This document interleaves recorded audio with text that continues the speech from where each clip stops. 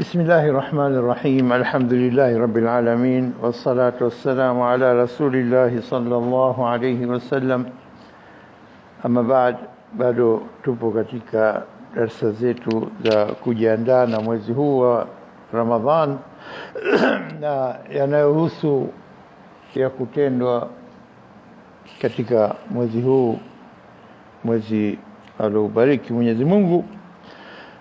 Na tulivyosema, moja katika sababu kubwa ni kwamba mwezi huu mubarakun kwa aya zilizotajwa, na mwezi ambao mna siku ndani yake umeshushwa Qur'an, na Qur'an ni maneno ya Allah, na Allah kwa rehema zake juu ya umma huu wa Muhammad sallallahu alaihi wasallam ameshushia kitabu hiki kitukufu iwe yenye kubainisha mambo na iwe ni hidayah kwa watu. Kwa hivyo mwezi huu Mwenyezi Mungu akatukirimu kwa kutufaradhishia saum, na ikiwa kufunga siku moja, sikwambii mwezi mzima, ikiwa kufunga siku moja, Rasul sallallahu alaihi wasallam yaqul, anasema man sama yawman fi sabilillah man sama yawman fi sabilillah ba'ada Allah wajhahu 'anil nar 70 kharifa. Man sama yawman fi sabilillah, yeyote atakayefunga siku moja tu katika njia ya Allah kwa kutakarrab kwa Allah, kwa nia ya kupata radhi za Allah, basi anayefunga siku moja, hii sio saumu ya Ramadhani iliyofaradhishwa, hii ya kujipendekeza. Man sauma yawman, pamoja huingia hata katika hizo fardhi pia. Man sama yawman, siku moja fi sabilillah, ba'ada Allah wajhahu, Mwenyezi Mungu humweka mbali, huweka uso wake huyu mbali na moto. Ba'ada Allah wajhahu 'anil nar, anambaidisha uso wake, yani anauweka mbali na moto. Masafa gani? 70 kharifan. Wanasema kharifa bimaana kama mwaka, miaka 70, siku moja tu.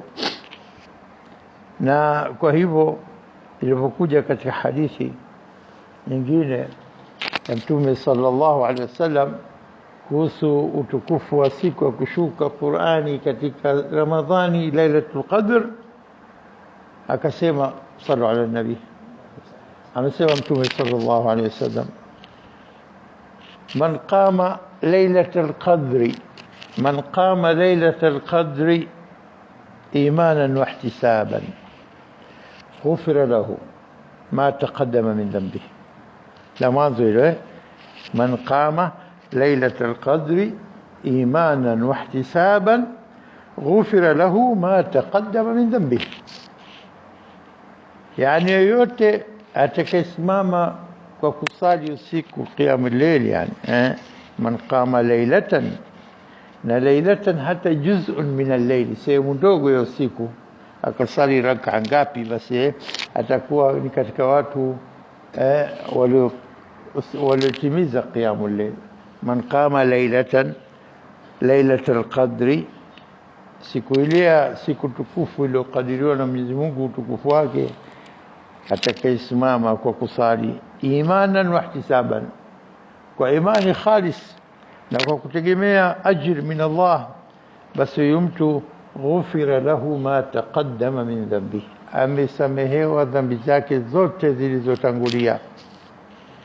Halafu akamalizia hadithi hii kwa kusema sallu ala nabi, akasema waman sama Ramadhan, waman sama Ramadhana imanan wa ihtisaban ghufira lahu ma taqaddama min dhanbihi.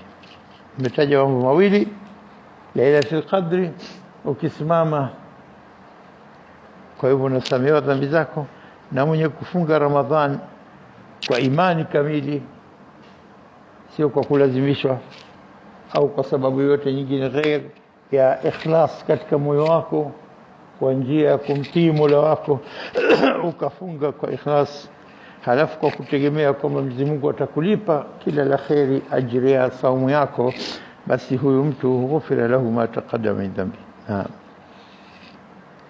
Funga haijafaridhishwa kama tulivyosema ila kwa umuhimu wake katika kiwiliwili na katika moyo na nafsi. Yani faida zake nyingi za kiwiliwili na za kimoyo na nafsi. Faida zake katika kuzidisha imani, faida zake katika kutupa utulivu, faida za saumu katika kujikinga sisi na maasi na uchafu, kwa sababu unapofunga unakaa mbali na maasi na kutuzuia na kusema watu na kufanya mambo machafu mengine. Yote haya yanapatikana katika faida ya saumu, na ndio kwa maana akatuambia mmefaradhishiwa la'allakum tattaqun, huenda mkapata ucha Mungu. Kwa sababu mtu anapofunga, kwa hivyo anajiweka mbali na mashakili yote, mazonge yote, anakaa mbali, anakuwa mtu wa Mungu. Sisi tunasema mtu yuko karibu sana na Mola wake. Ndio kama ikaja hadithi nyingine, as-sawmu junna, saumu ni ngao inakukinga na maasi.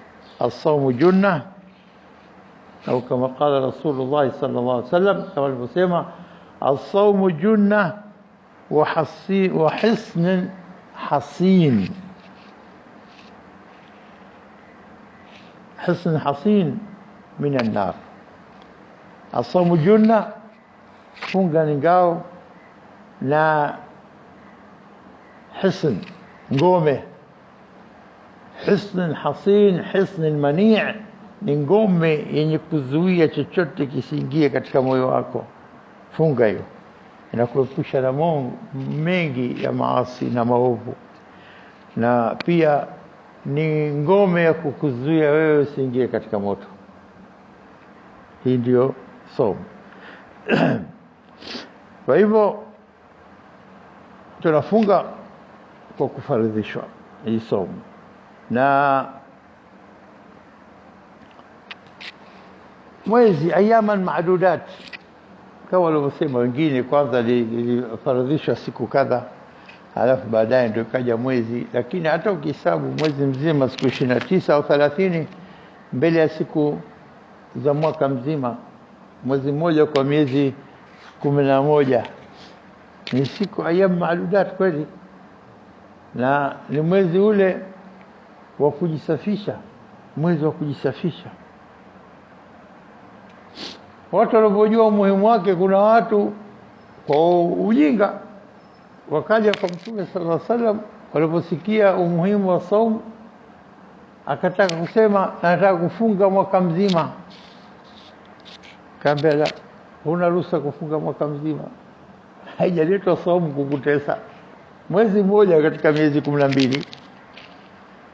La sama man sama dahr, anasema hafungi mtu ikiwa afunga siku zote.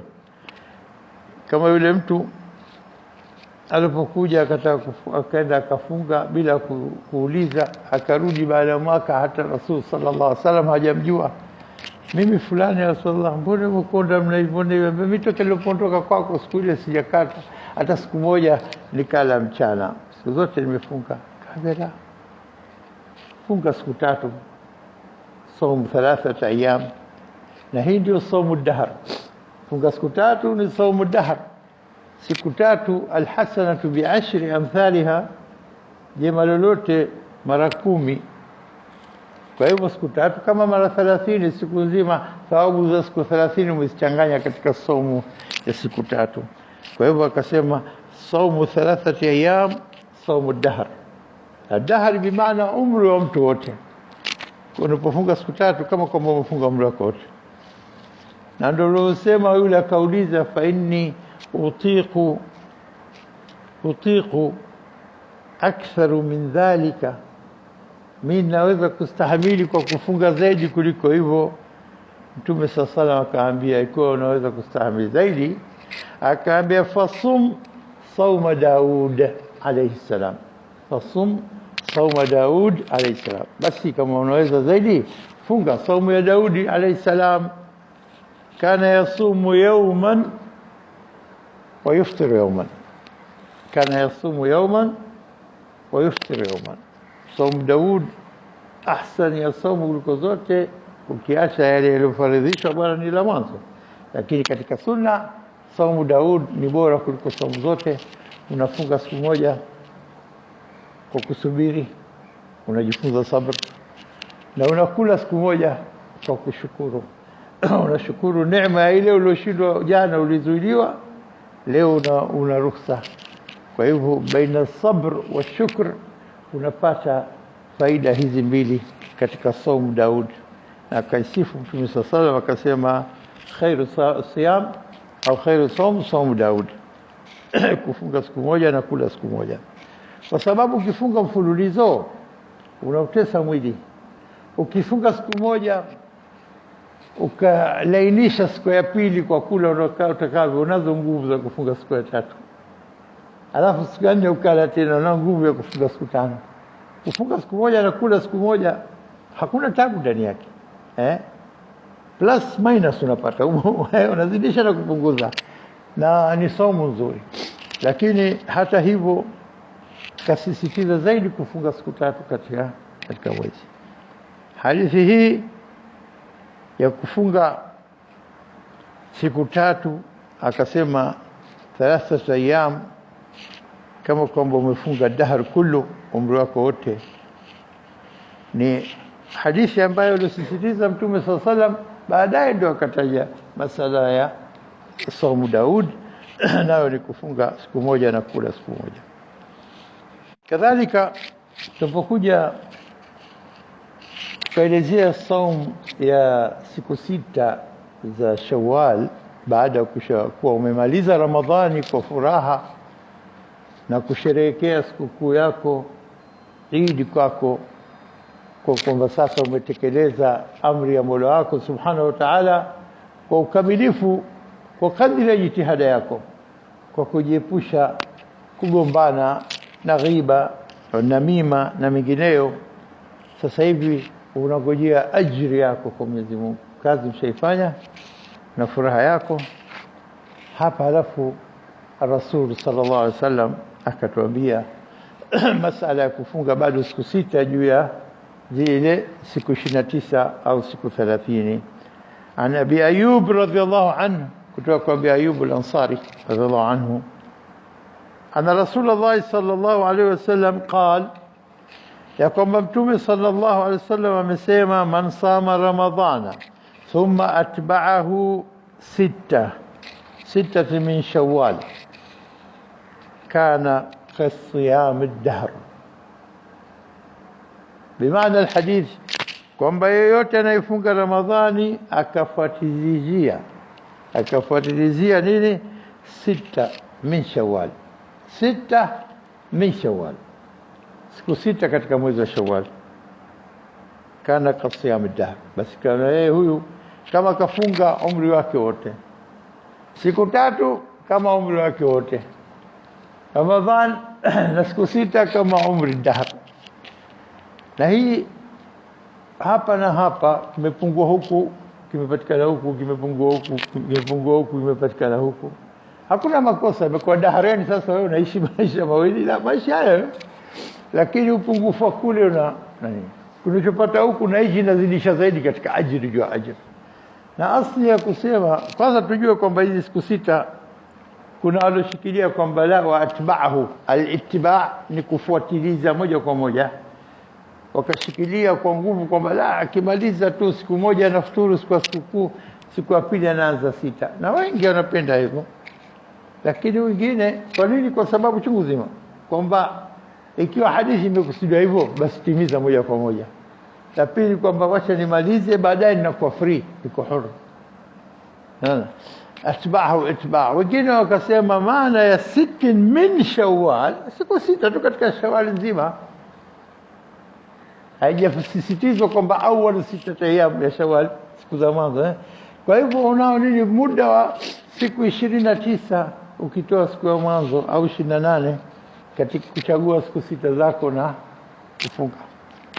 Wengine dhurufu za kazi haziwaruhusu, lakini hata hivyo wanajitahidi kwa Jumatatu na Alhamisi kwa ile sunna yake anayoendeleza ya kila mwezi siku zote, anapachika na zile 6 mishawari katika siku mbili hizi za Jumatatu na Alhamisi kwa muda wa wiki 3 na kukishamaliza siku 6 zake.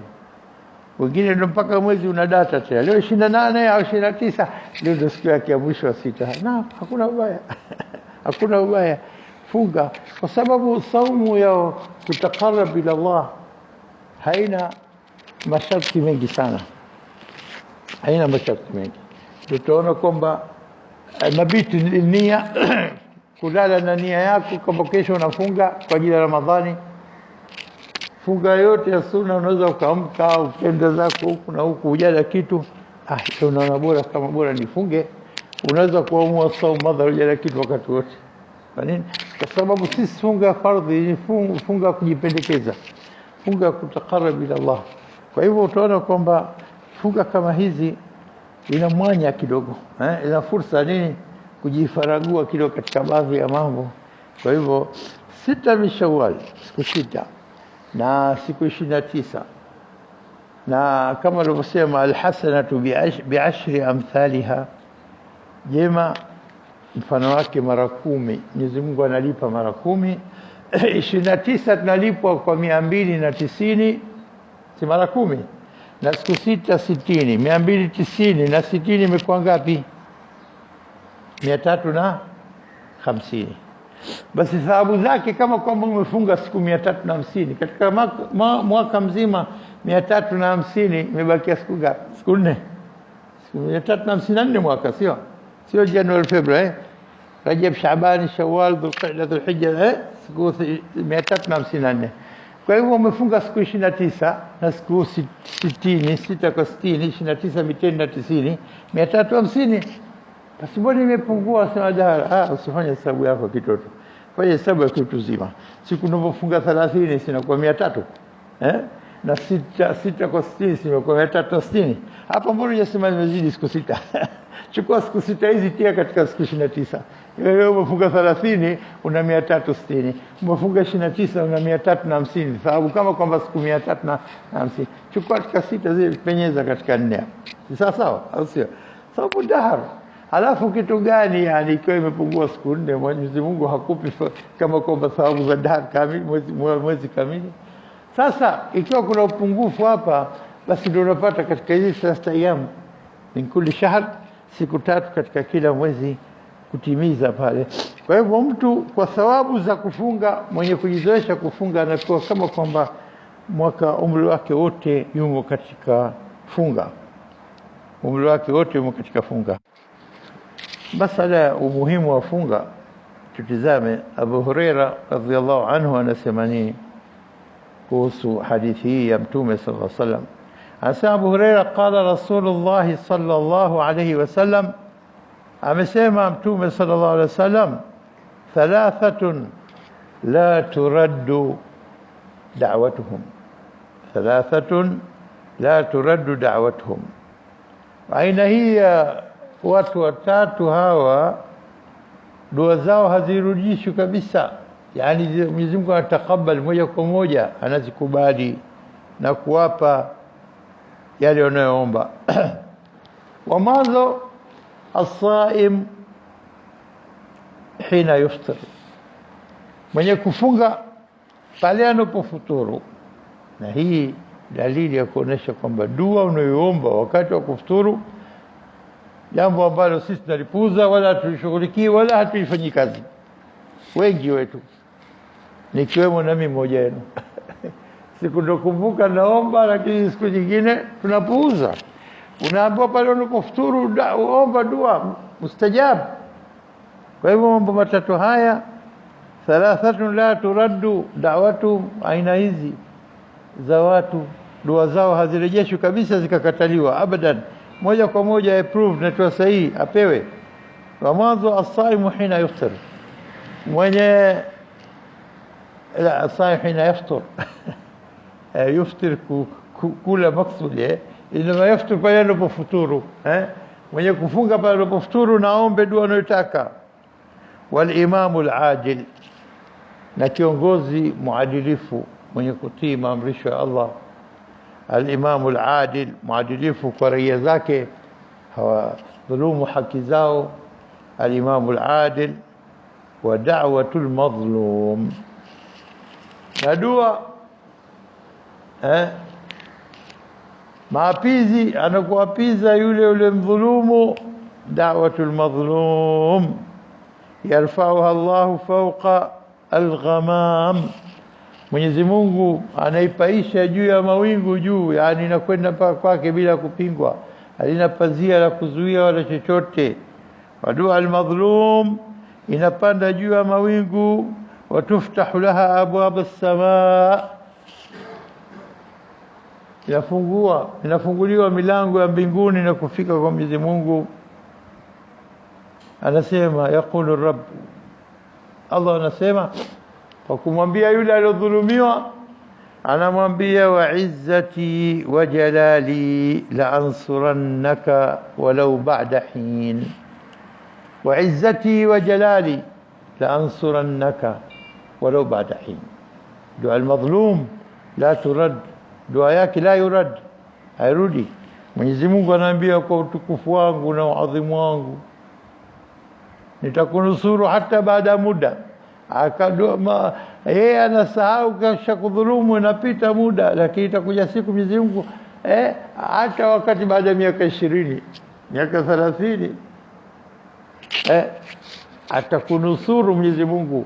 Anachagua yeye wakati munasibu wa kunusuriwa wewe, sio wewe unataka leo nataka nimuone na ilifike kama nilipofanyia mimi. Khalas, wewe shainua kwake mwache, si umemwakilisha yeye, basi umeinua mikono yako, ya Rabb nimedhulumiwa kadha.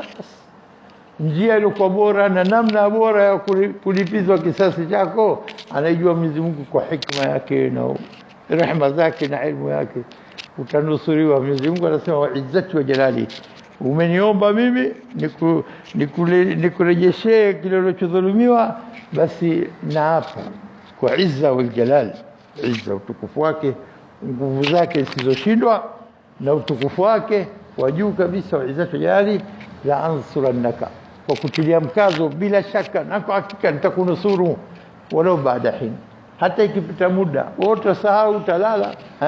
Yanamu adh-dhalim, analala mwenye kudhulumu, lakini wa ainullahi lan tanami, jicho la Mwenyezi Mungu halilali, anaona yote, anajua yote na hutekeleza yale yanayopasa kutekelezwa kwa wakati wake munasib.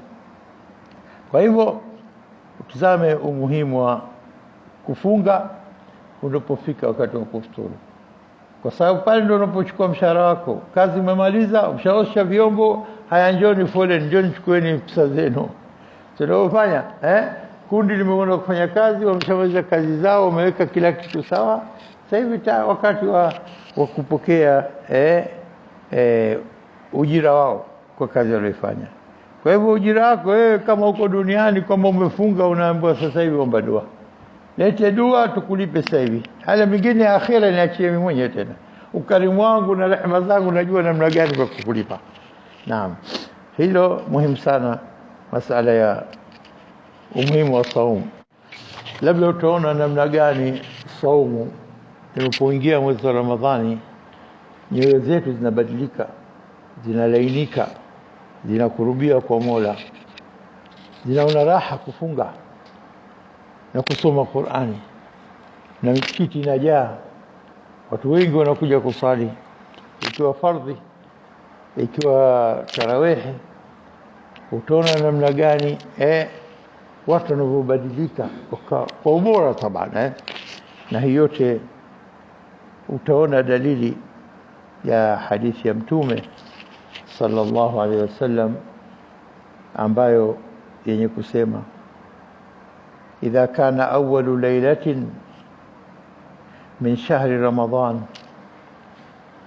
inapofika usiku wa mwanzo tu katika mwezi wa Ramadhani, inapatikana ni sufidati shayatin wa maradatil jinn, mashaitani na majini wanafungwa.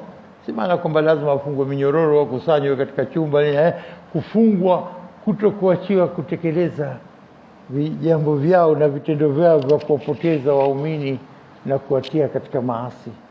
Utaona wewe nafsi yako imesafika. Kwa sababu nini? Wamezuiliwa wasije kukugera, wanafungwa, ikiwa kwa minyororo, ikiwa ghairi ya minyororo. Ni kwamba Mwenyezi Mungu anawazuia wasiendelee na vitendo vyao wanavyofanya kila mwezi wa Ramadhani. Wanazuia, niachie waja wangu wajisogeze kwangu, nataka kuwafutia dhambi zao mimi. Kwa hivyo haya ndio yanapatikana. وغلقت الابواب ابواب النار وغلقت ابواب النار, na milango ya motoni hufungwa. Bimaana kwamba siku zile watu wanaoelekea kwa Mola wao, siku zile moto unakosa watu kwa sababu wengi wanaelekea kwenye khairi. Kwa wao kama kwamba wanaona pepo imefunguliwa. Kwa waumini wanapofunga wanajihisi wako katika nini? Katika ruhania, wako katika hali ya nini? Ya tofauti na hali ya daima ya siku zote. Kwa hivyo ikiwa milango ya motoni inafungwa, ufutihat abwabul janna, ni milango ya pepo kufunguliwa zaidi. Haya, ombeni mpate kukubaliwa. Hata inapokwisha Ramadhani na mtu yule akajiendeleza katika hali ile Ramadhani au kidogo kasoro, bado huisabika mtu wa peponi. Kwa sababu ya nini? Kwa sababu ametenda amali za kutosha katika mwezi huu, mwezi wa kuchuma thawabu, na mwezi wa kughufiriwa dhambi, na mwezi wa kupandishwa daraja, na mwezi wa kutakaswa nyoyo zetu. Kwa hivyo hapa anahisi kwamba huyu mtu ni mtu wa peponi, anaishi katika maisha tofauti kabisa. Na hata malaika huwaita kuatilia nguvu wenye kufanya khairi, kuambia ya baghi alkhair aqbil. Haya, wenye kufanya khairi jongeni, sogeni mfanye khairi kwa wingi zaidi. Wa ya baghi alshar aqsir, na wewe mwenye kutaka ya shari, haya punguza na ushari yako.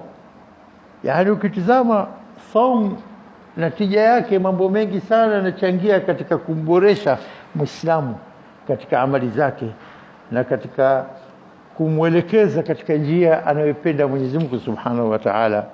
Kwa hivyo maneno kama haya, na pia Mwenyezi Mungu anasema kwamba anachagua watu wake wa kuwatoa na kuwafungua na pingu za kutumbukizwa motoni, wakawa ni watu wa peponi kwa kusamehewa dhambi zao.